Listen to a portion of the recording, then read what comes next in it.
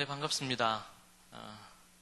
저에게 주어진 시간이 제가 4시 5분까지 돼 있거든요. 그래서 제가 지금 준비한 파워포인트 자료 있는데 그 부분에 있어서 좀 많은 부분 스킵하고 넘어가야 될 것 같아서 앞에서 필요한 부분들 좀 말씀드리고 파워포인트에서 필요한 것들만 좀 참조하도록 그렇게 하겠습니다. 몇 가지 좀 일단 정리해야 될 부분들이 하나 있는데, 제가 이제 지금 발표할 주제는 예루살렘 초대교회 가정예배 관련된 부분들입니다. 먼저 가정예배 얘기를 하려고 할 때 우선적으로 필요한 것이 전제되는 것들이 이미 있습니다.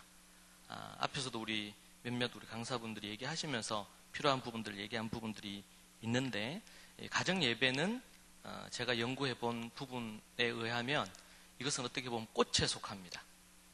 그러니까 그 전에 깔려있는 여러 가지들이 많이 있는 것이죠. 그런 측면에서 이제 봐야 되고, 저 개인적으로는 이제 자녀들을 홈스쿨하며 자녀들을 이제 키웠습니다. 그러면서 한 16년, 초등학교 지금 6살 때, 첫째가 6살 때부터 홈스쿨을 해서 지금 큰애가 지금 대학교 3학년 이제 됐는데요. 그때로부터 이제 홈스쿨 하면서 가정예배를 처음 접하고 또 그렇게 이제 해오다가 한 10년, 한 9년 전쯤에 이 초대교회 가정예배에 대해서 관심을 갖게 되었습니다. 그러면서 지금까지 가정에서 행해오고 또 그리고 다른 많은 가정들을 돕기도 하고 그랬던 그런 과정들이 있었고요. 그런 부분에서 우리가 제가 연구하면서 볼 때에 믿는 집의 자녀들, 우리 한국에 지금 믿는 집의 자녀들 몇 년 전 코스타의 자료에 의하면 믿는 집 자녀의 95%가 고등학생 때, 대학생 때 결혼 전후로 해서 떠나고 있습니다. 그게 이제 통계적으로 나와 있는 부분인데, 우리 앞에서 우리 교수님 얘기할 때 보니까 2.8%? 네, 그 통계를 보니까 그진 유사한 것 같아요. 그런데 제가 이제 연구하면서 발견하게 된 부분들 중에 하나가 유대인 기독교인들이죠. 유대인 기독교인들, 믿는 집에 유대인들 중에서 예수님 믿는 자녀들, 그 자녀들의 배교율이 지금 이스라엘의 화석 성서연구원이라고 거기에서 얘기한 바에 의하면 0.1%의 배교율이 안 된다 그래요. 우리는 기독교 역사 130년 만에 95%를 잃어버리고 있는 지금 상황인데, 유대인 기독교인들은 지금 예루살렘 초대교회로부터, 우리 성경에 나와 있는 초대교회로부터 시작해서 지금까지 2000년 정도가 지나가는데 배교율이 0.1%가 되지 않습니다. 이게 원인이 뭔가? 지금 유럽도 그렇고 지금 한 2%대, 3%대, 그리고 다음 세대가 떠나는 건 더 심각한 이런 상황이라는 것을 얘기하고 있지 않습니까? 이제 그런 부분에서 참으로 이제 안타까운 부분들인데, 어떻게 이 초대교회는, 유대인 기독교 공동체는 지금까지 2000년의 세월이 흘러가는데도 이 다음 세대를 잃어버리지 않고 지속시킬 수 있었느냐? 그렇게 이제 얘기할 때 매우 중요한 것 중에 하나가 이제 가정입니다. 가정. 우리가 이제 제가 이 부분에 대한 얘기를 할 때 초대교회 또 아니면 구약의 말씀을 근거해서 초대교회가 가지고 있었던 이런 교육이나 가정이나 아니면 가정예배나 이런 부분들에 대한 얘기를 하게 되는데, 그럴 때마다 많은 분들이 질문하는 것 중에 하나가 뭐냐면 우리가 왜 유대인 거를 해야 되느냐? 유대인들은 때로는 또 예수님을 죽이기도 한 부분인데 유대인들 것을 우리가 하는 것이 어떤 의미가 있느냐? 이렇게 이제 이야기를 합니다. 이제 거기에서 우리가 한 가지 먼저 정리를 하지 않으면 이 초대교회 또 그 초대교회 유대인들이 갖고 있었던 유대인 기독교인들이 갖고 있었던 부분들에 대한 것을 받아들이는 것에 이제 한계가 있어요.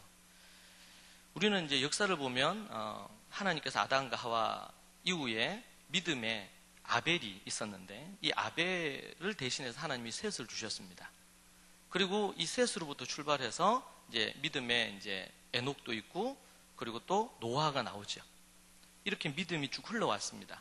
그리고 나서 이제 하나님께서 아브라함을 부르셔서 아브라함 창세기 18장의 말씀처럼 그렇게 해서 아브라함, 이삭, 야곱, 그리고 이제 다윗, 그렇게 해서 이제 쭉 역사 속에 뭐 다니엘도 있고 느헤미야도 있고 믿음의 인물들이 쭉 나오지 않습니까? 그리고 나서 예수 그리스도가 나시죠. 그리고 예수님 이후에 예수님의 12 사도들 부분들이 등장합니다. 자, 그러니까 이 뿌리가 아담과 그리고 아벨로부터 해서 셋으로부터 출발을 해서 노아 그리고 아브라함으로부터 믿음의 조상으로 출발을 해서 이렇게 거슬러 이제 올라왔던 부분이 있습니다. 그리고 나서 이제 다윗, 그 이후에 이제 예수 그리스도 나시죠. 그러니까 예수님을 통해서 이제 그때로부터 시작해가지고 소위 말해서 랍비식 유대교로, 랍비를 중심으로 한 유대교로 갈 것이냐, 아니면은 예수 그리스도를 믿는 그 당시에는 나사렛 당이라고 이렇게 불렀습니다. 이단입니다. 유대교에서 볼 때는 이단이죠. 나사렛 당이라고 하는 예수님을 중심으로 한 이제 사도들, 그리고 70인 문도들, 120명 문도들, 그리고 그 이후에 예루살렘 초대교회에 3,000명, 5,000명이 넘는 유대 공동체, 이런 부분으로 이제 흘러갑니다. 자, 그래서 우리는 이 뿌리로부터 쭉 올라와서 하나님께서 예수 그리스도를 통해서 예수님을 믿는 유대인들, 이것을 다르게 표현해서 이제 경건한 예수님을 믿는 유대인들이다, 이렇게 표현할 수 있겠고, 그리고 예수님을 죽이고 율법주의, 외식주의, 이런 부분으로 또 한 부분으로 이렇게 흘러가는 그룹이 랍비식 유대교다, 이렇게 이제 봅니다. 근데 초대교회 당시에는 이 부분들에 대한 색깔이 불분명했습니다. 그래서 유대인 기독교인들도 회당에 가서 같이 예배도 같이 드리기도 하고, 예수님이 회당에 가서 하나님 말씀을 가르치시기도 하고, 그리고 그 당시에는 예수님을 랍비라고 사람들이 부르기도 했죠. 이제 그런 어떤 상황들의 배경 속에 있었고, 대표적인 예가 이제 로이스와 유니게가 있던 디모데입니다. 이들은 경건한 유대인입니다. 그런데 이들이 예수님을 만났습니다. 그러고 나서 복음을 접했어요. 그래서 바울을 통해서 예수님을 받아들이고 거듭나게 됐습니다. 경건한 유대인이었는데 이제는 뭐가 된 거예요? 나사렛 당으로 된 거지요. 유대 공동체에서는 핍박이 많았고 그렇게 됐을 것입니다. 그런데 이제 로이스가 있고 어머니 유니게가 있고, 그리고 거기에 이제 로이스에게는 외손자죠. 디모데가 있죠. 그런데 이 디모데가 이제 사도 바울의 선교팀에 합류를 하게 됩니다. 나중에 사도 바울이 순교를 당하시게 될 때 이 이방 선교의 정권을 위임하는 후계자로 등장하는 인물이 이 뒤에 사역을 함께 했던 디모데가 그 일을 합니다. 디모데는 아버지가 헬라인이고 어머니가 유대인이었습니다. 그리고 그는 철저한 유대 교육을 받았던 사람이고, 그런데 그가 예수 그리스도의 복음을 받아들이면서 이제는 나사렛 당, 지금 우리로 얘기한다면 이제 기독교인이 되게 된 것입니다. 이런 어떤 흐름 속에서 우리가 갖고 있는 이 초대교회가 가지고 있었던 초대교회의 기독교의 예수 그리스도를 중심으로 한 사도들의 이 전통이, 그것이 예루살렘 초대교회가 가지고 있었던 기반이다, 그렇게 볼 수가 있겠고, 거기에는 예수님도 유대인이었고, 그러면 예수님도 소위 우리로 얘기한다면 유치원, 초등학교, 중학교, 고등학교 다녔겠죠? 사도들도 그렇습니다. 그런 배경 속에서 이제 우리 기독교의 뿌리에 해당되는 예루살렘 초대교회가 출발을 하게 됩니다. 제가 이제 서두에 이 부분들을 말씀을 드리는 이유는 우리가 갖고 있는 이 신앙의 뿌리가 전혀 유대 공동체 그리고 이스라엘이라는 배경을 벗어나서 얘기할 수 없다는 것이죠. 그런 관점에서 우리가 이제 제가 강의하려고 하는 이 주제에 대해서는 그렇게 접근해가는 부분들이 있다는 사실을 기억을 해야 됩니다. 그래서 우리는 아브라함을 믿음의 조상으로, 갈라디아서 말씀처럼 우리 아브라함의 복이 이방인이 우리들에게까지 이어지게 되었다. 이것은 정치, 경제, 사회, 문화, 교육, 가정 모든 영역에 하나님이 주시려고 하는 그 복들이 아브라함 이후 이방인에게까지 미치는 것입니다. 그래서 이것은 하나님이 이 이스라엘에게 주신 이 하나님의 말씀, 그리고 예수 그리스도의 복음은 단순히 유대인을 위해서 주신 것이 아니고, 하나님의 말씀 자체가 이것은 열방을 위해서 하나님께서 이미 디자인하시고 준비하셔서 주신 거다. 그 속에 정치, 경제, 사회, 문화, 교육 관련된 거 있고 그 부분 안에, 교육 안에, 그 가정 안에 뭐가 있냐면 지금 우리가 보려고 하는 가정예배가 있는 것입니다. 그런 관점에서 뿌리에 해당되는 것이 어떤 건가를 이해하는 건 참 중요한 부분이라고 생각이 들고, 저는 솔직히 제가 이제 이 부분으로 박사학위도 받고 공부를 했지만 오늘 이제 우리 유해무 교수님도 그렇고 또 앞에 우리 강사님들 그렇게 강의하셨던 부분들에 대한 걸 들으면서 좀 새로운 좀 깨달음도 있고, 또 어떤 부분들이 공통되게 같이 하고 있는 것들이 있는지, 또 어떤 부분은 좀 달라지고 있는지에 대한 거를 전체적으로 볼 수 있어서 저 개인적으로 참 유익한 오늘 시간이기도 합니다. 그런 어떤 측면으로 되어 있고요.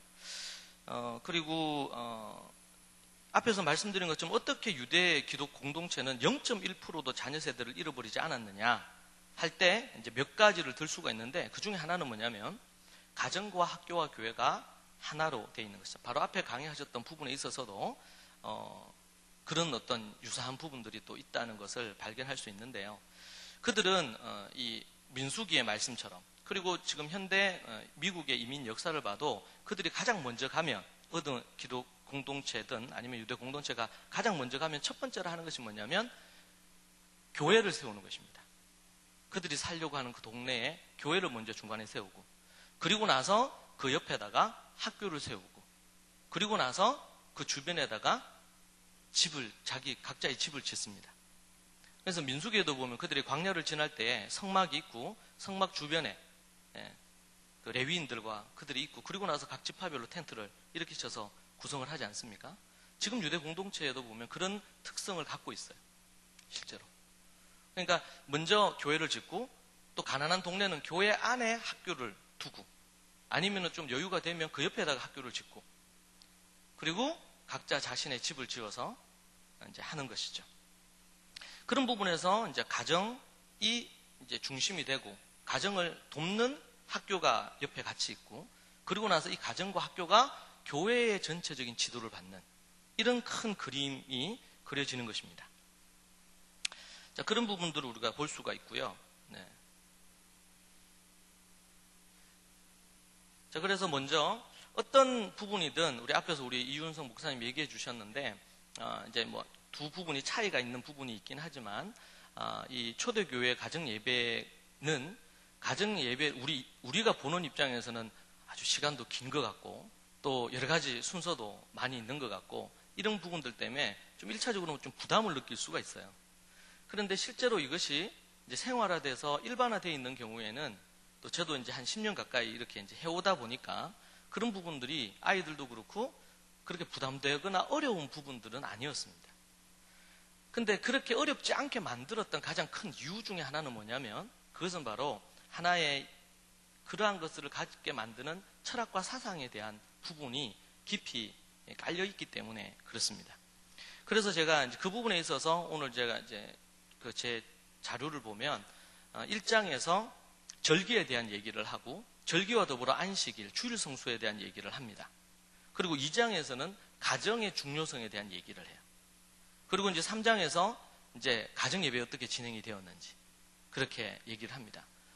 뭐 더 많이 앞에서 얘기할 수 있겠지만, 가정 예배의 기초로 큰 두 가지, 뭐 크게는 세 가지를 나눌 수도 있는데, 큰 두 가지가 뭐냐면, 하나는 절기입니다. 그리고 안식일과 주일 성수 개념이에요. 이 부분이 자리를 하고, 또 하나는 가정이 중요하다는 것입니다. 가정이 중요하다. 그리고 이제 제 여기 글에는 안 적어놨는데, 또 하나는 자녀들을 훈육하거나 이렇게 훈계하는 이런 부분을 통해서 아이들의 기본적인 이런 생활 습관이나 성품을 만드는 것, 이 세 가지를 기본 바탕으로 해서 그 위에 가정 예배가 이렇게 세워져 있습니다. 자, 그런 부분에서 우리가 한번 자료를 보면서 제가 여러분에게 소개를 해드릴게요. 자, 절기라 그럴 때, 절기는 하나님께서 이스라엘 백성들과 만나겠다고 하는 약속입니다. 그래서 이 절기는 뭐 이제 몇 가지 의미가 있는데, 춤을 춘다, 그리고 뭐 축제다, 그리고 전쟁에서 승리해서 그때 하는 어떤 축하 연회다, 이런 의미를 갖고 있습니다. 절기라는 것 자체가 하나님과 만나려고 하는 것에 대한 개념이죠. 그리고 이들은 이 절기를 3대 절기, 우리 성경의 레위기 23장에 보면 대표적인 3대 절기, 유월절, 오순절, 초막절이 있고, 그리고 그 외에도 매달마다 그진 절기가 있습니다. 우리가 아는 뭐 불임절이라든지 수전절이라든지 이런 것들이 거기에 해당되겠죠. 그래서 거기 여러분 우리가 절기 그러면은 뭐 유월절 이런 거 아는데, 여러분 절기 레위기 23장의 첫 번째 절기가 뭘까요? 안식일입니다. 안식일이 8가지 절기 중에 첫 번째 절기에 해당됩니다. 근데 지금 우리 가정예배가 어디에 속해 있냐면, 앞에서 우리 라비가 얘기하신 것처럼 샤밧, 안식일에 가정예배가 자리를 하는 거거든요. 그래서 이제 이스라엘에서는, 초대교회에서는 우리 앞에서는 이제 용어상에 이게 좀 차이가 있긴 한데, 매일 하는 경건의 삶의 부분이 있습니다. 그건 뭐냐면 하루 3번 기도하는 거. 그리고 초대교회 성도들이 예수님 부활 승천하시고 나서, 그리고 베드로 요한이 기도 시간에 올라가잖아요. 제가 이스라엘에 거기 가보면 통곡의 벽이라고 그러죠. 서쪽 벽에 가면 그들이 지금도 하루 3번 기도합니다. 다니엘이 하루 3번 기도한 것처럼 그렇게 기도하는 습관이 그들에게 있었어요. 그러니까 매일 하루 3번 기도하는 거, 매일 말씀 읽고 묵상하고 하야 한다 그러는데 말씀 암송하고 또 매일 연구하는 거.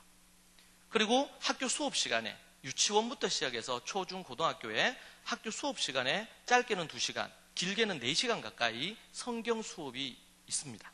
고등학교에도 있어요. 그렇게 이제 하는 부분, 연구하고 토론하는 거, 이런 부분들이 있습니다. 이게 매일 하는 경건의 삶의 부분이에요. 그러니까 짧게는 하루에 2시간, 길게는 한 3시간, 4시간씩, 요즘 학교 커리큘럼으로 돼 있으니까. 그리고 매주마다 이제 안식일날 가정예배 드리는 거, 이런 부분으로 자리를 하게 되죠. 그리고 매월 그들에게 또 절기가 있습니다. 그리고 분기마다 있죠. 그래서 우리 예를 들면 봄절기는 뭐냐면 유월절입니다. 유월절 안에 무교절 있고 초실절이 있습니다. 근데 이 유월절은 예수님이 유월절 어린 양으로 오셔서 유월절날 십자가 달리시고, 그 다음날 초실절인 그 무교절인데, 무교절날 예수님 무덤에 들어가시고, 그리고 초실절날 예수님 뭐 하셨어요? 부활하셨습니다. 그래서 유월절은 부활절로 완성이 됩니다. 이게 절기의 중요한 부분이고, 그리고 나서 예수님 그렇게 하신 이후에 50일째가 되는 날이 오순절이죠. 근데 예수님이 떠나시면서 기다리라 그래요. 성령을 기다리라, 다른 보혜사를. 그래서 성령 강림절이 오순절날 성령 강림절이 이루어집니다. 그리고 가을이 되면 이제 나팔절, 그리고 대속제일, 초막절이 있습니다. 우리 찬송가 중에서도 나팔 불 때 나의 이름 그래 하잖아요. 나팔, 이건 재림을 상징하는 거거든요. 가을 절기는. 그러니까 지금 앞에 유월절과 오순절은 이것은 부활절과 성령 강림절로 이미 완성이 됐고, 그리고 우리 주님 재림하시는 것이 언제, 초막절을 기반으로 해서 주님 재림으로 이 모든 것들이 완성이 되고 종말이 이루어지는 그런 부분이 있겠죠. 그러니까 이게 절기에 대한 하나님의 어떤 그런 관점의 부분들이 있습니다. 그러니까 이 절기는 반드시 지켜행해야 될, 그래서 10계명 중에서 첫 번째 절기인 안식일 계명이 4번째 나타나고 있는 부분입니다. 4계명에 속하는 부분입니다. 그러니까 이것은 우리는 기독교인이면 주일날 교회 가서 예배 드리는 거 당연하게 생각하잖아요, 우리가. 그런 것처럼 저들은 샤밧을, 안식일을 지키는 것을 우리 기독교인들이 당연한 것으로 생각하듯이 지킨단 말입니다. 근데 우리는 주일 그러면은 교회 와서 예배 드리는 걸로 생각하는 거에 비해 초대교회 유대인 기독교인들은 하나님 앞에 예배하러 주일을 성수한다 이러면은 첫 번째로 기억하는 것은 가정이었어요. 그래서 샤밧 샬롬이라고 할 때 그것은 가정에서 함께 하나님 앞에 예배 드리는 것으로 출발합니다. 그래서 저는 그걸 연구를 하면서 주일이 되면 주일을 성수하는 데 있어서 첫 번째 일부 예배는 토요일 날 저녁에 가정 예배가 일부 예배고, 그리고 그 다음 날 주일 오전에, 일요일 날 오전에 공동체, 그 가정들이 함께 모여서 드리는 그 예배가 2부 예배 성격이 있겠구나. 그래서 주일 성수가 단지 주일 날 한번 와서 뭐 1부나 2부나 3부 예배를 한번 드리면 주일 성수를 하는 게 아니고, 가정에서부터 드리는 가정 예배로 해서 해가 지는 그 다음 날 오전에 가정 예배 드리고 오전에 주일 예배 드리고 성도들과 교제하고 성경 공부도 하고 이런 시간을 갖고 해가 지는 그때까지 24시간을 하나님 앞에 온전히 드리는 것, 이런 부분으로 이해를 하는 것입니다. 자, 그런 부분들을 우리가 이제 생각해 볼 수가 있고요. 그리고 이제 절기와 기독교의 연속성. 앞에서 말씀드린 것처럼 6월절은 뭘로? 부활절로요. 그리고 오순절은요? 오순절날, 첫 번째 오순절날 시내산에서 뭘 받았냐면, 토라를 받았어요. 하나님 말씀, 율법 받았죠.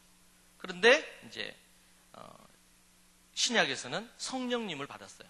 그러니까 말씀과 성령이 오순절날 얻게 된 가장 큰 중요한 부분이 됩니다.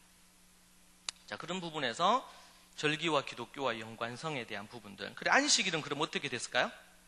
주일로. 앞에서 우리 랍비께서 얘기할 때 창조에 대한 개념, 그리고 출애굽을 통하여 하나님께서 주신 해방과 자유에 대한 개념이 샤밧의 개념이라 그랬습니다. 안식일. 근데 그럼 신약으로 오면 이 두 가지로 충분할까요? 인간이 죄로 말미암아 제대로 안식하지 못하는데 참 안식이 언제 이루어졌습니까? 예수님이 십자가로 말미암아 6월절 어린 양으로 오신 그분이 우리를 대신해 십자가에 달려 죽으심으로 말미암아 진정한 안식이 이루어지게 된 것이죠. 그래서 안식 후 첫날, 우리 주님 부활하신 날을 주일로 하나님 앞에 예배하고 이 날이 참 안식일로 그렇게 합니다. 그래서 유대인 기독교인들 중에서는 다 달라요. 어떤 사람은 안식일을 지키면서 안식 후 첫날 주일을 지키기도 하고, 또 스승이던 은사였던 우리 게리 코엔 박사는 이 주일에 대한 강조를 더 많이 하는 입장입니다. 유대인, 정통 유대인이고 이 아론의 147대 손이지만 그분은 이 주일을 더 강조해요. 많은 유대인들, 기독교인들이 안식일을 훨씬 더 강조를 합니다. 그러니까 그런 부분에서 좀 차이가 있고, 다 다르다 이런 거죠. 안식일의 특징과 이제 유익이 있는데, 노동을 그만다든지 24시간 온전히 드린다든지 이런 여러 가지가 있습니다. 이런 부분들이 있는데, 이런 부분들에 있어서 예수 그리스도를 통해서 이 안식일이 완성이 된 것이죠. 그런 부분들이 있기 때문에 결코 이 안식일을 버리고 주일로 가는 것이 아니고, 주일의 부분, 그러니까 안식일의 부분들의 요소들을 그대로 안고 예수 그리스도를 통해서 완성된 제사의 부분들이 배제된 가운데서 예수 그리스도가 제물이 되셔서 제사에 그게 되신 것처럼 그것으로 주일로 이 부분들이 성취가 되는 것입니다. 6월절을 우리는 더 이상 지키지 않지만 6월절을 알고 6월절 어린 양으로 오신 예수님이 죽으시고 부활하시고 이렇게 하신 부활의 그 의미를 알아야 되듯이 저 개인적으로 그렇게 이제 보는 관점을 갖고 있고요. 그래서 주일날도 동일하게 토요일날 저희 가정에서는, 저희 공동체에서는 토요일 한 6시부터 주일 한 6시까지 이렇게 나름대로 정해서 가정에서 아니면 또 교회에서 그렇게 보내도록 합니다.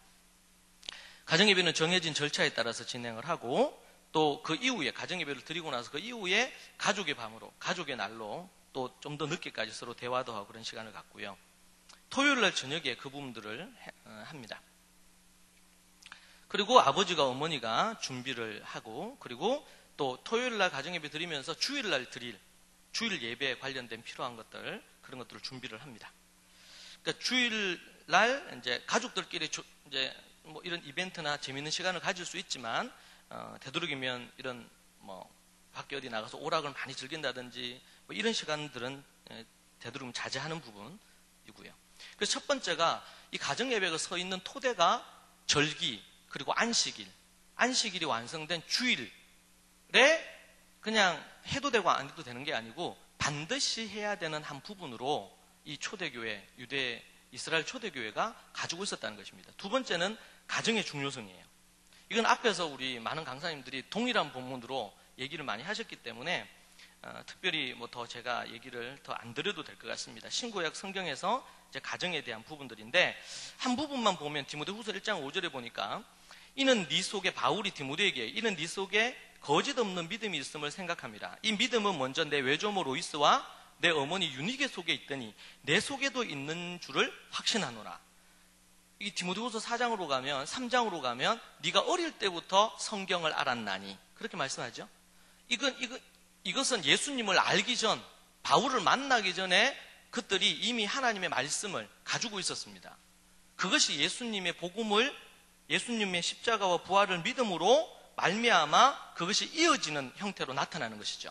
그러니까 사도 바울이 지금 유대인으로, 경건한 유대인으로 있었던 로이스와 어머니 유니게가 가지고 있었던 하나님의 말씀을 토대로 한 유대 전통의 그 가르침을 그대로 인정을 하면서 이들이 예수 그리스도를 믿음으로 말미암아 그렇게 된 것을 알 수가 있어요. 모든 성경은 하나님의 감동으로 된 것으로 이렇게 이제 이야기하면서 두 가지 얘기합니다. 하나는 구원에 이르는 지혜가 있게 하고, 이때 성경은 신약이 정경이 된 것은 3세기, 4세기지 않습니까? 그러니까 지금 이 당시에는 그냥 구약 성경밖에 없었어요. 근데 그 성경이 구원에 이르는 지혜가 있게 하고, 또 하나는 모든 선한 일을 행한 능력을 갖추게 만든다고. 교육학적으로는 믿음과 또 하나는 인성을 담고 있는 것입니다. 그것이 여기 이제 속하는 부분입니다. 자, 초대교회 성도들의 일생을 이해를 하면 우리가 좀 훨씬 더 많이 이해를 하게 되는데요. 초대교회 성도들의 이제 일생은 뭐냐면 뱃속에 있을 때부터 해서 태교를 합니다. 강보교유라 그래서 어머니가 뱃속에 있을 때 모세오경을 3번 들려줍니다. 그 태어나기 전에 모세오경 3번 듣고 태어나죠. 그리고 어머니가 여기 보면은 그림 사진에 나온 것처럼 강보라고 성경에 나와 있는데, 뱃속에 있을 때 아이를 위해서 그 가정에 이 아이가 태어날 때 이 아이에 해당되는 말씀, 아니면 조부모가 이 아이들은 이런 아이면 좋겠다라는 그 성경 구조를 갖고 어머니가 자수를 놔요, 자수를. 그 저희 교회에서 제가 이제 이 강의를 하고 얘기했어요. 그러니까 어떤 자매가 이제 셋째를 임신하려고 하는데 강보교육 한번 하겠다고 생각한 거예요. 그래서 이제 천을 떼가지고 이렇게 했어요. 근데 몇 주 후에 전화가 왔어요. 입덧도 심하죠. 힘들어서 못하겠다는 거예요. 이스라엘에서는 수천 년 동안 이게 자연스럽게 내려오는 전통이 되다 보니까 그런데, 처음 하는 입장에서는 입덧도 심하고 힘도 들고 얘기는 들어서 해주려고 하는데 모세오경 3번 읽어주는 것도 힘들고, 근데 자수를 낳아서 그 아이를 위해서 기도를 하는 것입니다. 이것이 이제 뱃속에 있을 때 그리고 1살 때 해당되는 부분. 뭐 아름답게 지금 수를 놓기도 했죠. 두 번째는 이제 알렙베트라고 히브리어 알파벳이죠. 알렙베트 교육을 2살 때, 3살 때 합니다. 이 문자를 빨리, 히브리어를 빨리 익히도록 하는데 이것은 조규교육을 한 건데요. 왜 했냐면 성경을 읽도록 하기 위해서 그렇게 이들은 합니다. 그래서 3살이나 4살 되고 그러면 히브리어로 성경을 읽을 수 있도록 준비를 하게 되죠. 자, 그리고 이제 4살부터 13살 때까지는 하야교육, 뭐 테필린 교육이라고도 하고 여러 가지 이름을 붙이는데 제가 붙이기를 하야교육이라고 했습니다. 이때부터는 뭐냐면 3살 때부터, 4살 때부터 창세기부터 레위기나 이 말씀부터 해서 모세오경을 13살 때까지 매일매일 1절씩 2절씩 시작을 해서 이게 탄력이 붙어서 모세오경을 하야를 합니다. 다 외워지는 거죠. 그런 부분들. 그래서 믿음 있는 집들은 모세오경 끝내고 좀 믿음이 약하고 이런 집들은 한 2권에서 3권 정도, 창세기나 출애굽기 정도 이렇게 하기도 합니다. 자, 그래서 13살이 되면 바르 미츠바라 그래서 공식적인 큰 행사를 합니다. 이때 하는 대표적인 행사가 2가지입니다. 하나는 뭐냐면 말씀을 모세오경 암송한 것을 사람들 앞에서 발표하는 것, 모세오경 중에 1권을 발표하는 것입니다. 그래서 출애굽기 같은 경우는 40장까지 있는데 말씀을 암송이 돼 있으면 하야가 돼 있다 그러는데, 하야가 돼 있으면 한 장 하는데 한 2분 정도 한단 말이에요. 40장이니까 1시간 20분이면 출애굽기 전체를 쫙 이제 하야를 해요. 제 은사님이신 우리 게리 코엔 박사는 제사장 집안 출신이니까 말라기까지 다 했더라고요, 이분은. 그래서 발표를 뭘로 했냐면 모세오경을 안 하고 이사야서를 했어요. 이사야서 1장부터 66장까지. 18살 때 예수님 믿고 나서는 히브리어로, 영어로 해가지고 이제 신약도 다 그 해에 말씀을 다 외웠더라고요. 그래서 이제 사람들 앞에서 이 하나님 말씀 하야하고, 그리고 나서는 처음 설교를 합니다. 제가 오늘 좀 그거 했던 게 우리 아이들, 아까 전에 우리 교리 교육이라 그랬나? 우리 임근경 목사님 그 얘기하실 때 목사님하고 같이 이렇게 그거 한다 그랬잖아요. 일주일에 1시간. 여기는 이제 원래 랍비들이 아이가 13살 되기 전에, 13살이 되면 이 결혼식만큼 성대하게 이 바르 미츠바를 합니다. 제가 이스라엘 갔을 때 그 온 가족이 미국에서 비행기를 타고 여기 와서 바르 미츠바 하더라고요. 전세기를 빌려가지고. 근데 그때 뭐라 하냐면 이제 첫 설교를, 첫 말씀을 전해요. 그런데 한 6개월이나 1년 전부터 우리로 얘기하면 목사님하고 일주일에 한 번씩이나 2주에 한 번씩 만나서 성경을 연구하고 토론을 해서 그때가 되면 15분에서 20분짜리 메시지를 이렇게 청중들이 있는 데서 첫 메시지를 전합니다. 그래서 제가 이제 이해가 안 됐던 게 뭐냐면, 스데반이 어떻게 그 사도행전에 보면 첫 설교를 하잖아요. 제가 설교학 이제 신동원에서 공부할 때도 가장 탁월한 설교가 이 스데반 집사님의 설교다, 이렇게 제가 배웠는데, 어떻게 집사님인데 설교를 그렇게 했나? 근데 제가 이제 연구를 해보니까 스데반 집사님이 나이가 40이라고 쳐도 모세오경을 이미 다 외웠고 13살 때부터 말씀을 연구해서 이제 바로 밑집어를 하고 나면 이제 키파라는 걸 쓰고 말씀을 가르칠 수 있는 자격을 주기 시작합니다. 그 회당에서, 교회에서. 그러면 이제 돌아가면서 메시지를 전할 때 이 13살 아이도 전할 수 있는 자격이 돼요. 그리고 가정에서도 메시지를 같이 나눕니다. 그게 13살부터면 40으로 나이를 잡아도 27년을 설교를 한 거예요. 그러니까 제가 이제 그걸 이해하고 나니까 스데반 집사님, 빌립 집사님이 설교하고 말씀 가르치고 교회도 개척했죠. 이런 어떤 배경에 대한 이해를 할 수 있었습니다. 그래서 이제 바로 밑집어를 할 때 오른편에 지금 여기 보면 할아버지 서시고 아버지 서고 아이가 중간에 13살짜리 아이가 하나님 앞, 그러니까 사람들, 청중들 앞에서 제가 갔을 때 200명 정도가 청중들이 있었는데 거기에서 그런 걸 하더라고요. 자, 그리고 연구하고 토론하는 걸 14살 때부터 16살까지 합니다. 이거 학교 수업 시간인데요. 이 주석 원전을 갖고 이렇게 합니다. 그리고 이제 대학 때 일반 교육하고 19살, 22살, 그리고 23살 일찍 결혼을 해서 여기 보면 이제 아버지, 할아버지, 손자까지 해가지고 같이 이제 기도하는 그런 모습인데, 네. 이것을 그리고 이제 나중에 계속 반복하는 겁니다. 다시 결혼을 했으니까 다시 그럼 태교부터 시작해가지고 다시 진행을 하겠죠. 제가 좋아하는 사진입니다. 이스라엘 가서 제가 찍어온 사진들인데, 노년인데 지금 이제 말씀을 묵상하고 또 연구하는 그런 모습이죠. 기도하는 모습입니다. 여기 사진에 보면 여기 이제 할아버지하고 손자가 이 포인트라 그러는데 이 두루마리 성경을 읽는 모습이거든요. 네. 그래서 아브라함, 이삭, 야곱, 할아버지, 아버지, 손자 때까지 할아버지의 가장 큰 사명은 손자가 하나님을 믿고 바로 밑집어를 해서 하나님의 말씀을 전할 수 있는 사람으로 키우고 눈을 감는 것. 아니 그게 안 되면은 그 할아버지는 믿음의 할아버지 자격이 없어요. 아브라함이 아니에요.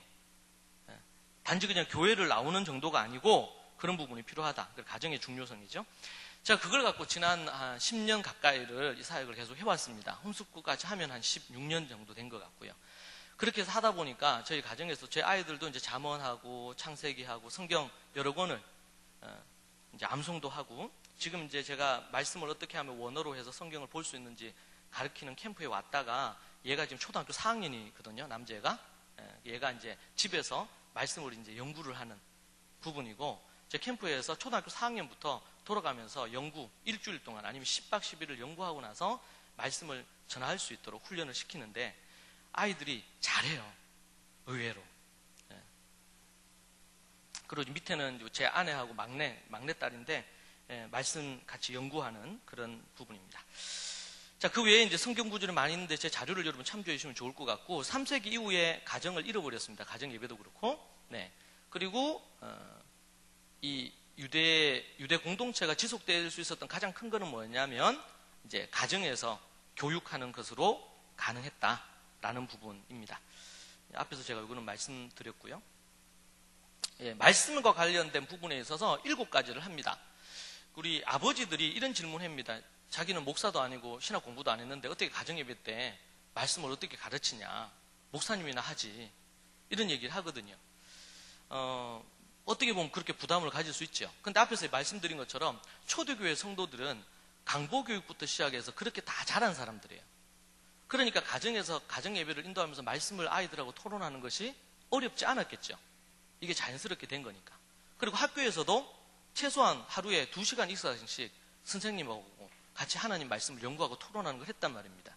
그래서 제가 홈스쿨을 하다가 학교를 세웠어요. 지금 대구하고 용인에 학교가 있는데 이 학교에 무조건 유치부터 고등학교까지 2시간은 고3들도 2시간은 하나님의 말씀 암송하고 묵상하고 연구하고 토론하고 통독하고 말씀의 토탈 7가지 읽고 묵상하고 암송하고 연구하고 토론하고 티칭 가르치고 그리고 실천하는 것 총 7가지인데 이 부분들을 이 커리큘럼 안에 넣어서 훈련을 하는 겁니다. 가정에서도 하고 학교에서도 하고.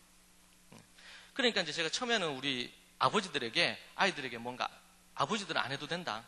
암송하고 뭐 이런 거 너무 부담스러워 하잖아요. 저도 그랬으니까. 여러분에게 제가 희망이 없다 나는 그게.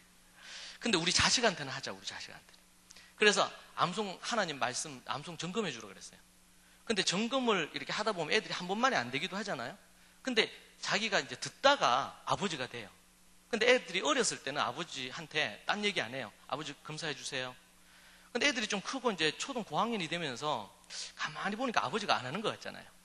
그러니까 이제 아버지한테 물어요. 아버지는 말씀하야 안 해요? 암송 안 해요? 안 볼 때 한다. 이러면서 이제 아버지가 몰래 이제 한 절씩 하기 시작하는 거죠. 그리고 가정예배를 드리는데 가정예배 꽃이 이제 말씀 토론하는 거거든요. 토론하는데 이제 얘네들이 학교에 와서 선생님하고 매일 말씀 토론하고 연구를 해요. 그래서 이제 그 일주일 동안 연구하고 토론한 걸 갖고 가정에서 가정예배를 드려요.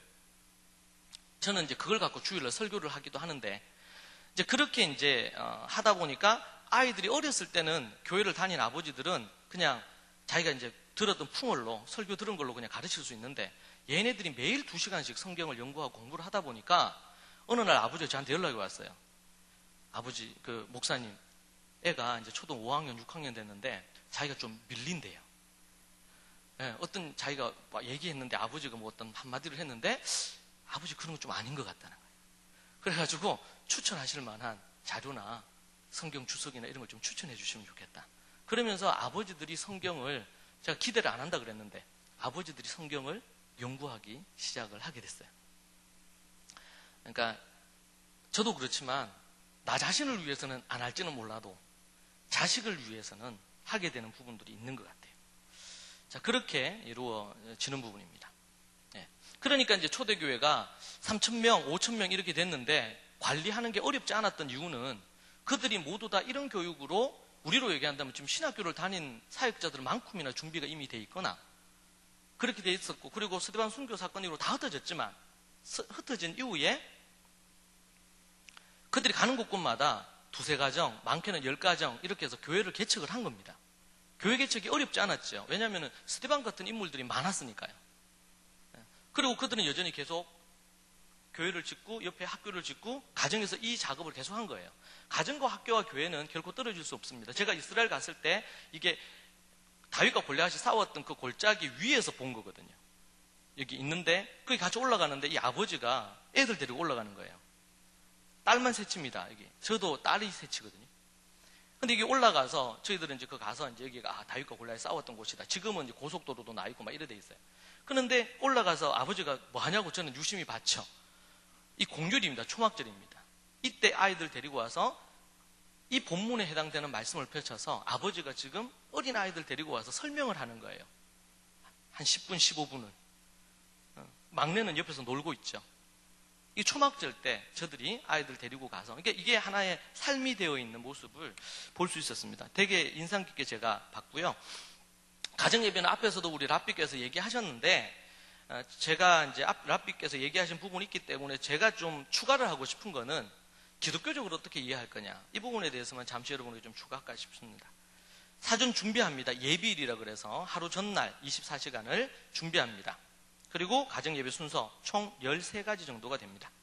첫 번째는 사전 준비하는 거 예비일이니까 이제 집안 청소하고 목욕하고 이런 거 합니다. 그래서 미끄레라 그래서 정결 예식이라 그러죠. 하고 그리고 가정예배 순서 첫 번째 이제 먼저 이제 안식일 날 아버지하고 아들들이 가서 이제 회당 가서 교회 가서 기도하는 것으로 출발하고요. 그리고 나서 이제 촛불 점화함으로 어머니가 이제 기도합니다. 저희 집에서도 이제 촛불을 켜고 이렇게 하니까 제가 이런 강의하니까 그거 어디 도교에서 나온 게 아니냐 이렇게 얘기를 해요. 근데 성경에 보면 우리 빛 대신 예수님, 참빛 대신 예수님부터 시작해서 그런 얘기가 나오죠. 그래서 초를 켜면서 어머니가 기도를 하는 것입니다. 그렇게 시작을 하고 아버지가 이제 축복 기도합니다. 이 배경은 이제 아브라함이, 이삭이, 야곱이 자식을 위해서 축복 기도한 거.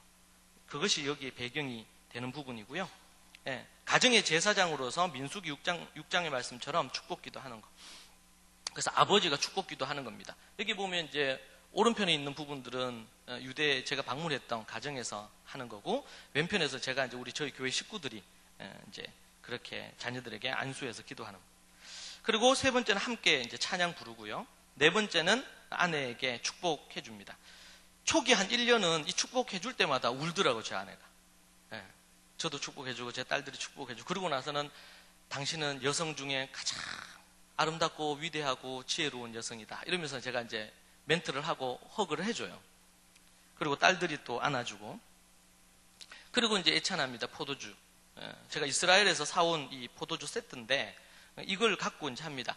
여기에서 이제 가정 예배하면서 좋은 거는 뭐냐면 이게 냄새를 맡고, 또 빵 있죠. 빵을 준비를 하거든요.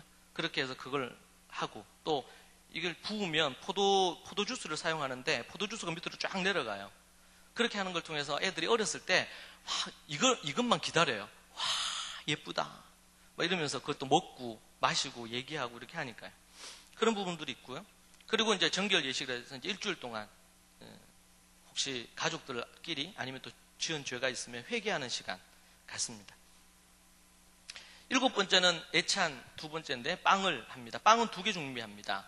광야를 지날 때 그들이 안식일 거, 이틀치 거를 준비한 것처럼 상징적인 의미를 갖죠. 그래서 하나님이 우리를 인도하시고 사랑해 주신다, 채워주신다, 필요한 걸 공급해 주신다, 이런 의미를 갖고요. 그리고 이제 식사합니다.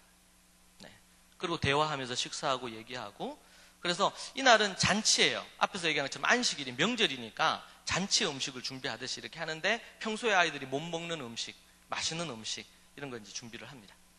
그리고 9번째는 말씀을 연구하고 토론합니다.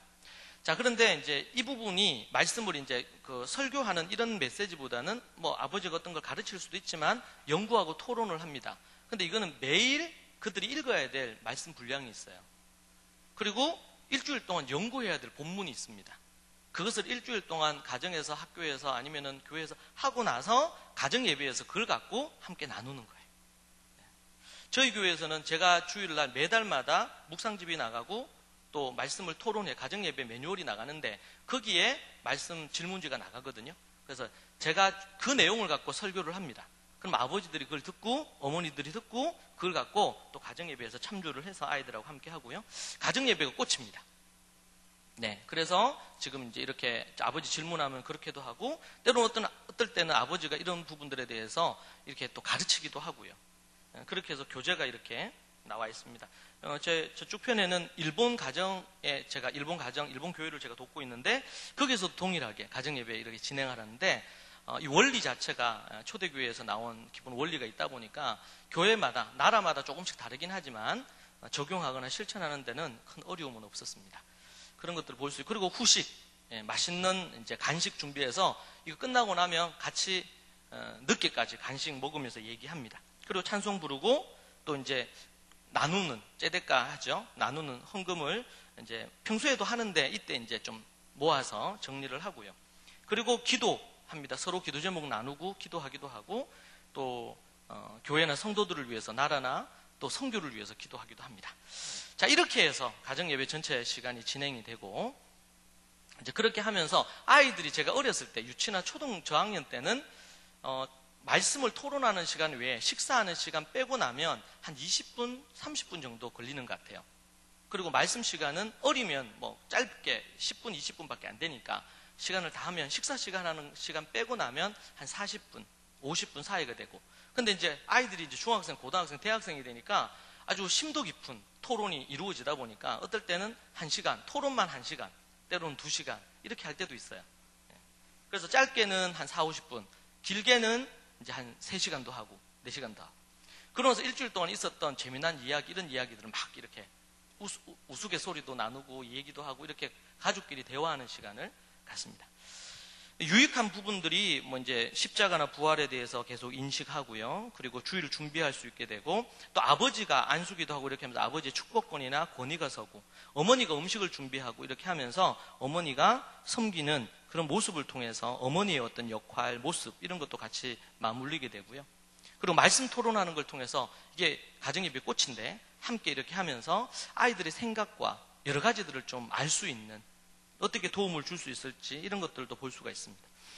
그리고 토론을 하다 보니까 자유롭게 서로 의사소통하는 거, 요즘은 이제 제 큰딸하고 결혼 문제 때문에 많이 제 아내하고 토론하는데, 어떤 사람을 만나고 어떻게 할 건지 관련된 거 이런 얘기도 하게 됩니다. 예.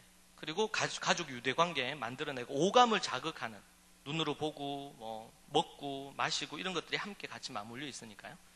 그런 것들을 볼 수 있습니다. 그래서 제가 짧은 매일매일 매주 1일 짧은 좀 수련회 같은 그런 느낌이 있습니다. 그런 부분들이 있고 어린아이들이 매우 즐거워하고요. 네. 그리고 이제 주일 성수를 할 수 있는 매우 중요한 요소를 함께 담게 됩니다. 그리고 가정이 또 교회의 역할도 함께 하게 되고요. 아버지와 어머니의 역량이 자연스럽게 이제 올라가는 부분들이 생깁니다. 그래서 이제 디모데 같은 경우에는 그렇게 가정에서 자란 디모데가 바울의 선교 사역에 합류를 하죠. 1차적으로 우리가 교회가 가정을 돕는 것 같지만 가정이 제대로 세워지면 가정은 교회의 일꾼이자 사회의 일꾼을 만들어내는 인재 양성소가 가정이 될 수가 있습니다. 그런 부분에서 매우 중요한 역할을 하고 다니엘, 느헤미야, 에스라, 또 바울, 디모데 같은 모든 인물들이 가정을 기반으로 이들이 준비되고 세워졌고 그리고 이들에 의해서 교회가 세워지거나 선교 사명을 감당하게 되는 그런 일들이 이루어진 것을 볼 수가 있습니다. 예, 저에게 가장 황홀하고 일주일 중에 가장 기다려지고 가장 행복한 시간은 가정 예배하는 시간입니다. 우리 많은 가정들에 있어서도 그러한 일들이 이루어졌으면 좋겠습니다. 제가 여기까지 준비했는데 경청해 주셔서 감사합니다.